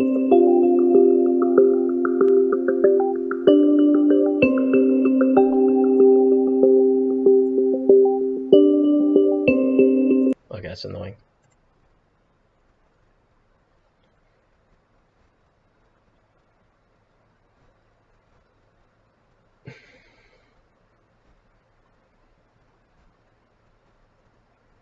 I even said it earlier. I said, you know what? No matter what the results are going to be, whether they are going to pause it or they're not going to pause it, the market's probably going to sell off. And I should have bought a put. I'm not sure what put would have worked, but this was a pretty good drop. This is, where's 2 o'clock? Here. So from 437 to 433, a 5-point drop.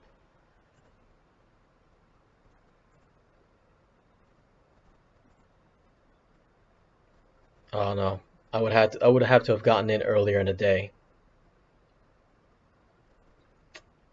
Yeah, I would have had to try and go short earlier. Well, I'm pretty sure there's nothing that he's gonna say that's gonna make this go up now. So I don't know. I might just market sell and just be done with it.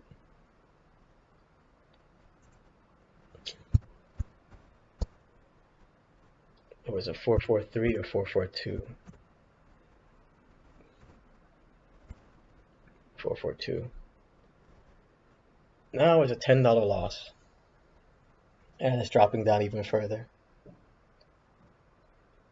I was hoping, based on Adam Mancini's tweet, that we might bounce here at 4386, confluent with this channel, confluent with whatever this is. I don't remember what it was.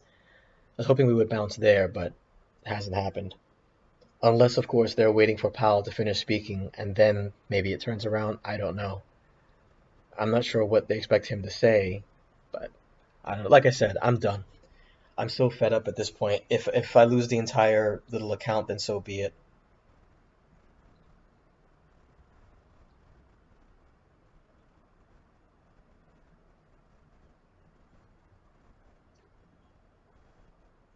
I just should have known. I missed the rally this morning, and I should have taken that 433 put and taken that short earlier this morning when I got home. That would have given me a $100 profit right there.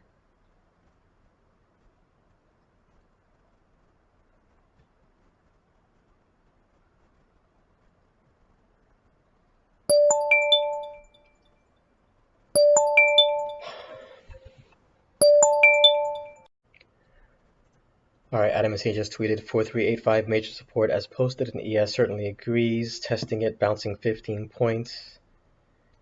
And now back again. Critical test now. Bulls need to bounce now within 15 minutes. Ideally, 4408 to 4414 reclaim to squeeze. So we got to get back up to 4408. 4418. Right? What? 4408 to 4414. I have 4414, so we need to get back up here. And sadly, even if we were to make it back up here, I'll be lucky if I can break even at that point. But if we don't make it back up, this is going to drop, which is probably what's going to happen. Let me send this email.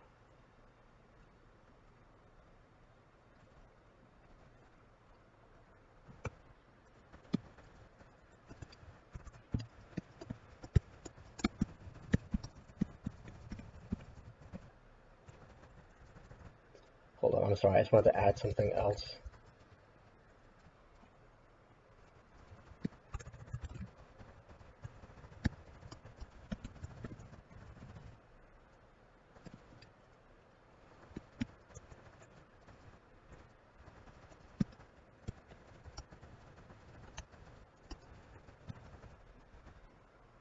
I forgot to ask her what apartment is in there.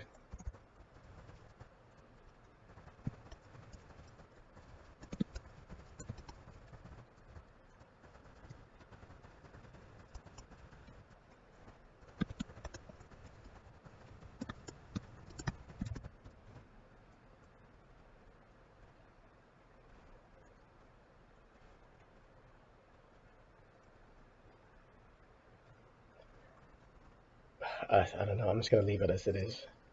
I'm sorry. I'm just trying to update this email. This person called a potential client.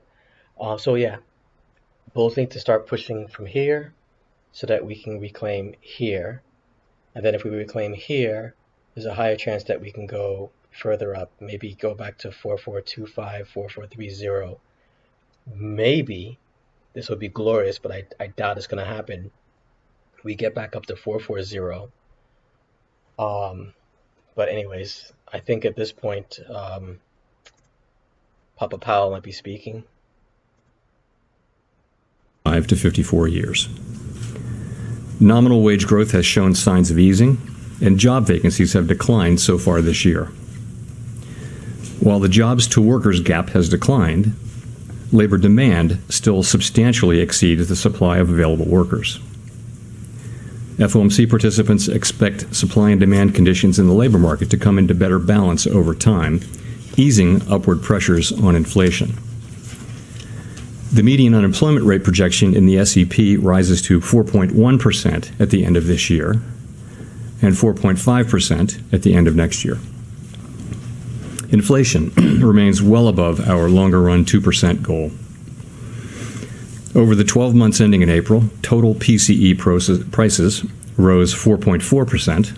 Excluding the volatile food and energy categories, core PCE prices rose 4.7%. In May, the 12-month change in the Consumer Price Index came in at 4%, and the change in the core CPI was 5.3%. Inflation has moderated somewhat since the middle of last year. Nonetheless, inflation pressures continue to run high, and the process of getting inflation back down to 2% has a long way to go. The median projection in the SEP for total PCE inflation is 3.2% this year, 2.5% next year, and 2.1% in 2025. Core PCE inflation, which excludes volatile food and energy prices, is projected to run higher than total inflation, and the median projection has been revised in the SEP up to 3.9% this year. Despite elevated inflation, longer-term inflation expectations appear to remain well anchored, as reflected in a broad range of surveys of households, businesses, and forecasters, as well as measures from financial markets. The Fed's monetary policy actions are guided by our mandate to promote maximum employment and stable prices for the American people.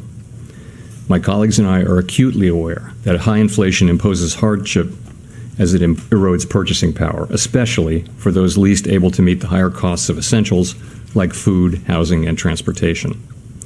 We are highly attentive to the risks that high inflation poses to both sides of our mandate, and we are strongly committed to returning inflation to our 2% objective.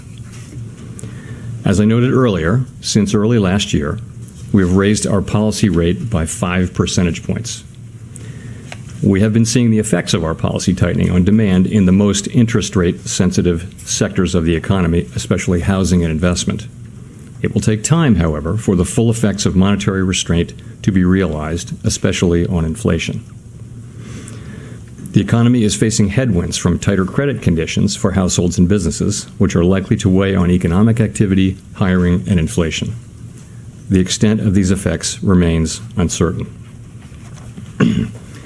In light of how far we've come in tightening policy, the uncertain lags with which monetary policy affects the economy, and potential headwinds from credit tightening, The committee decided at today's meeting to maintain the target range for the federal funds rate at 5 to 5.25% and to continue the process of significantly reducing our securities holdings. As I noted earlier, nearly all committee participants expect that it will be appropriate to raise interest rates somewhat further by the end of the year. But at this meeting, considering how far and how fast we've moved, we judged it prudent to hold the target range steady to allow the committee to assess additional information and its implications for monetary policy.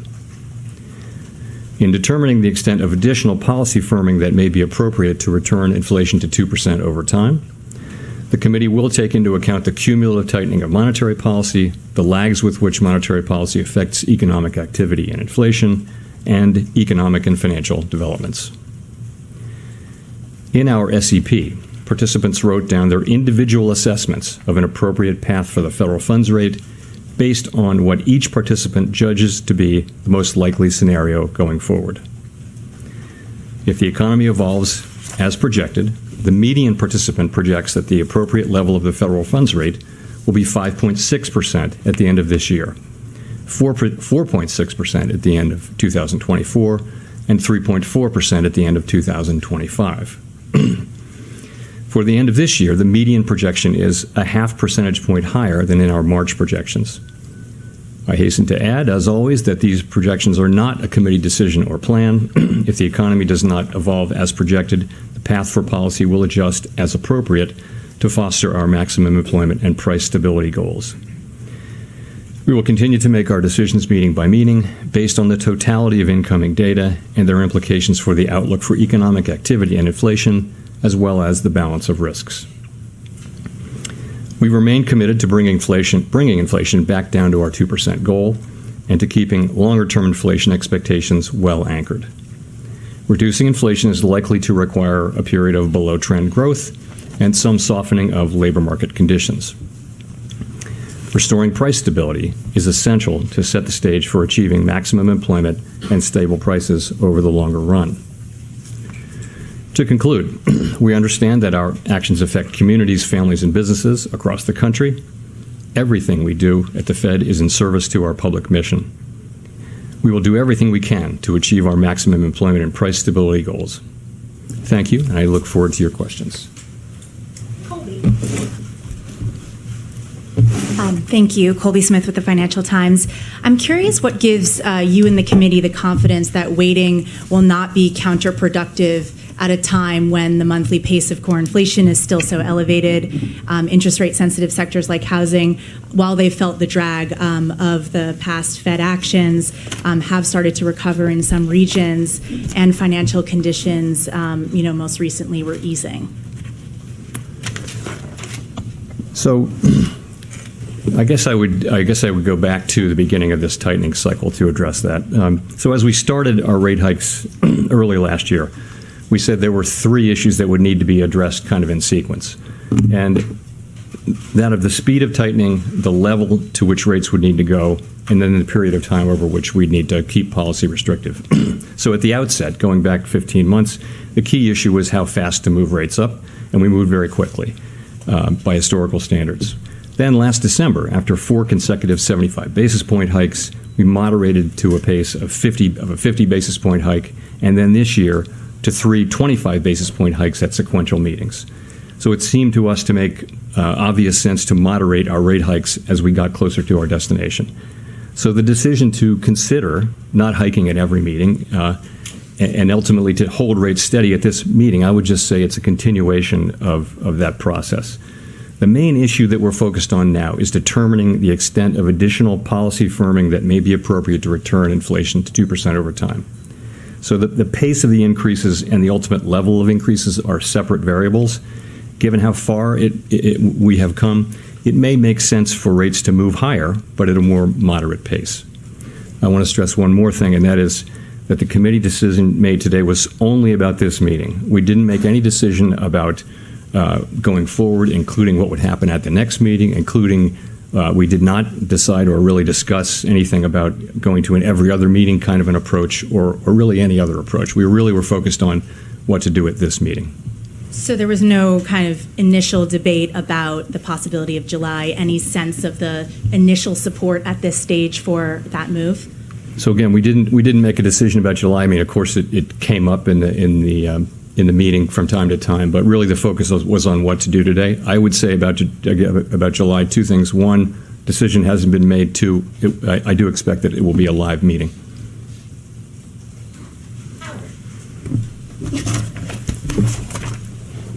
Thanks, Howard Schneider with Reuters. I was just wondering if you could help us understand the narrative here, because it feels like there's been a level shift in the dots, stronger GDP, less of a hit to unemployment, slower progress on inflation, and I'm wondering, in this sort of, where's the disinflation coming from? Sure. The labor market's going to be stronger, it looks like. It's not coming from there. Demand is not coming down all that fast, according to GDP. You've doubled your estimate of GDP. So what's the narrative here? It seems like it's getting more immaculate rather than more messy. So you're right that the data came in, I would say, consistent with, but on the high side of expectations. So, and if you go back to the former SEP, the last SEP in March, you will see that growth moved up. These are not huge moves, but growth estimates moved up a bit. Unemployment estimates moved down a bit. Inflation estimates moved up a bit. And, all three of those kind of point in the same direction, which is, that perhaps more restraint will be necessary than we had thought at the last meeting. So although the level, frankly, is pretty, the level of 5.6 is pretty consistent if you think about it, where the federal funds rate was trading before the bank incidents of early March. So we've kind of gone back to that. So your question is, where's the disinflation going to come from? And I don't think the story has really changed. The committee has consistently said and believed that the process of getting inflation down is going to be a gradual one. It's going to take some time. And I think you go back to the three-part framework for core PCE inflation, which is, we think, as good an indicator as you can have for where inflation is going forward. You start with goods. With goods, we need to see continued healing in supply side conditions. They've definitely improved a substantial amount, but if you talk to people in business, they will say it's not back to where it was. So that's one thing, and that should enable goods prices to continue, goods inflation to continue to come down over time. In terms of housing services inflation, that's another big piece, and you are seeing there that new rents, new leases are coming in at low levels, and it's really a matter of time as that goes through the pipeline. In fact, I think any forecast that people are making right now about inflation coming down this year will contain a big dose of this year, and next year will contain a good amount of disinflation from that source, and that's, again, probably going to come slower than we would expect. That leaves, the big sector, which is a little more than half, pardon me, of core PCE inflation. That's non-housing services, and we see only the earliest signs of disinflation there. It's a very broad and diverse sector. I would say in a number of the parts of that sector, the largest cost would be wage costs. It's the service sector, so it's heavily labor intensive, and I think many analysts would say that the key to getting inflation down there is to have a continuing loosening in labor market conditions, which we have seen. We have actually seen, I go through a number of indicators suggesting there's been some loosening in labor market conditions. We need to see that continue. Hey guys, if you're a trader who's inconsistent, not making money right now, or you're someone who wants to get into trading. I can't believe there's a commercial for a live update, a live feed from the feds. But anyways, so you see, bulls did succeed for now in bringing this back up to this level, which is where we bounced this morning.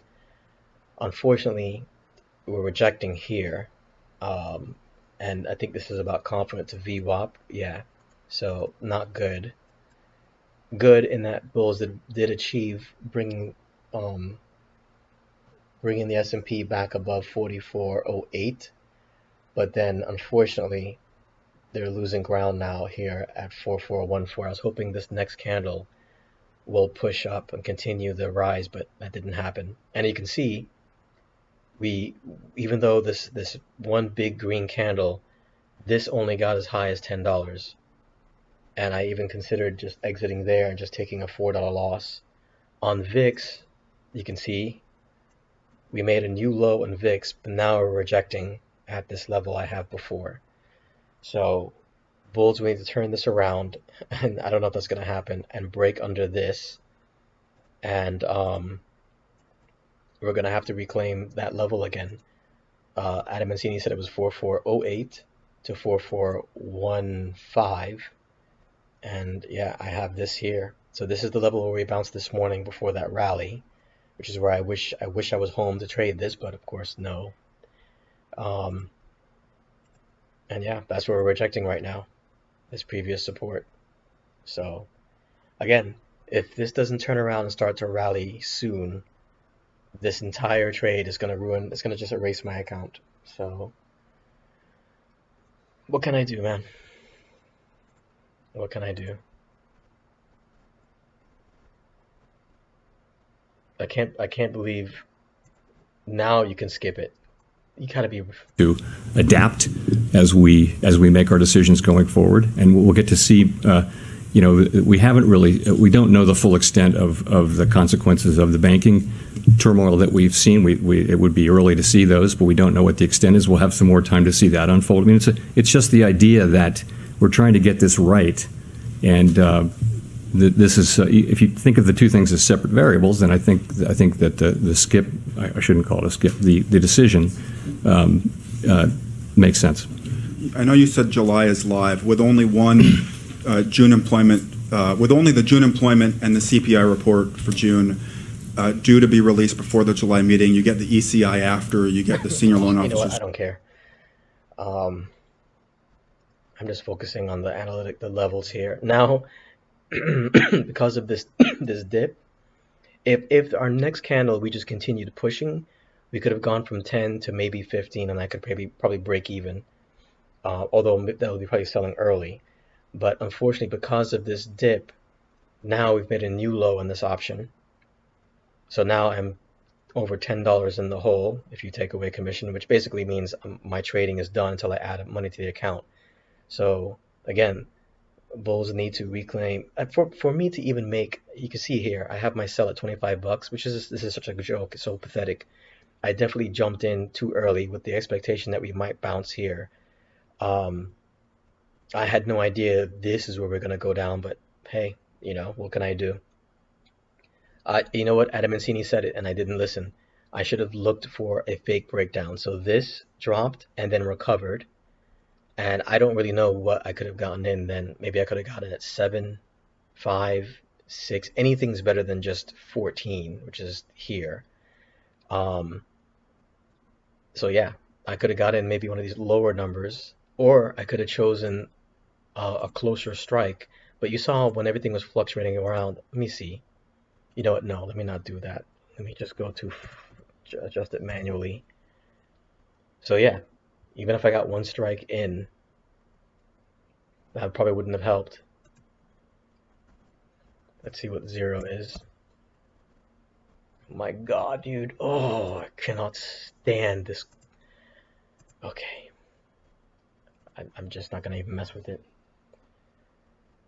Okay, so now we're back to this trend, and now we're rejecting here. So it's a slow grind, and wait, didn't we reject from this spot in VIX? Yeah, now we're at this spot in VIX, so we need to break. I thought we. Okay, so yeah, we have been here for this candle. We rejected, and we now got to break down below this one. Look at this. Now this is going to be on my recents. Oh my God, dude. I bet there's no way I can get rid of it. Nope, of course not. Yeah, what sucks is that if I had listened to Adam Mancini's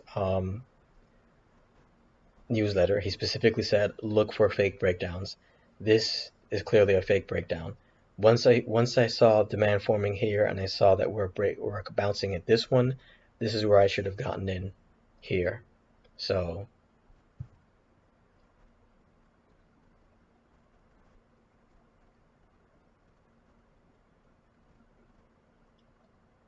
I can only hope that this can continue grinding for the rest of the day, and then maybe I can break even.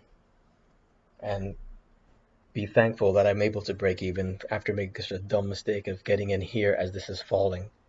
But I was just hoping for one of those spikes where it spikes one way and then the other, but it was just a gamble trade.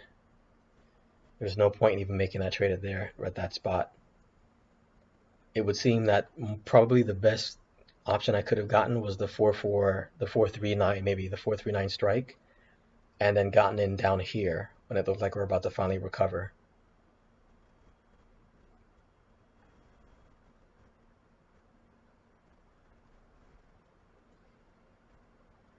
But yeah, it looks like we're having trouble getting past VWAP now.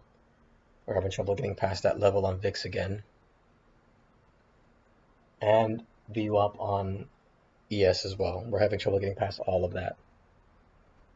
And I'm once again down to pretty much my entire account being empty. Just stupid. Stupid. Shouldn't have traded at all today. Or I should have followed my other gut when I thought, you know what? This is a supply. It's confluent to Adam Mancini's level. Although he said the next level above was a major resistance, so I don't know why that one was a major resistance, but taking this short would have been an excellent play.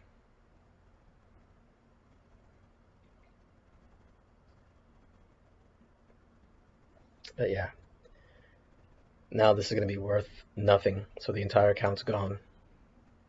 Hey, way to go, Kevin. Way to go. Way to blow your account. Just a beautiful, beautiful day.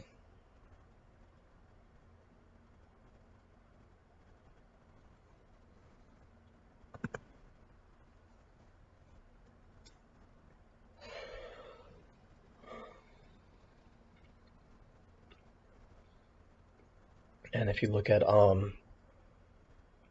SPY, this support, now resistance, support, oops, psych, support-ish, resistance. And again, if by some miracle bulls can break out of this and rally this up to a new high of the day, again, I'll be lucky if I can break even.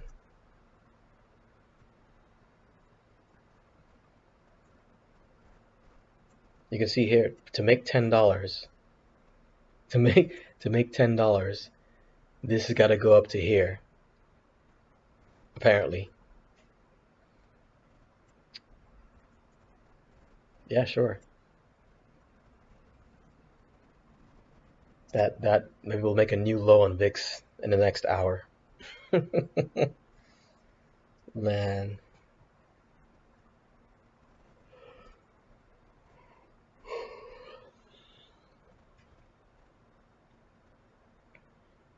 All right, you know what? I'm gonna stop recording. I'm just gonna let this ride till it's worthless the rest of the day. I mean, it already is worthless now, so I screwed up. Blew my entire account. All right, last video. You can see here at one point we were all the way up here, 438. The problem is, it doesn't matter. Anything beyond, I would say, watch this. 442, worthless, right? 441, worthless, right? 440, worthless, okay? 4439, worthless. But just a moment ago, it might have been $10, right? Anything that's not 436 or 437, anything that isn't 437 and below, worthless. Remember I said 38 would have been the right one to get into? On the, actually no, it was 439. 439 is where, if I had got into there at 18, and then if I had sold here, I could have made a little bit of money. But by the way, I exited my position. I got out. I've gone from $18 this morning, today. Now I'm down to $3 because that's $15 gone, because I got in at 14 and I sold when it was worthless. So you can see I sold for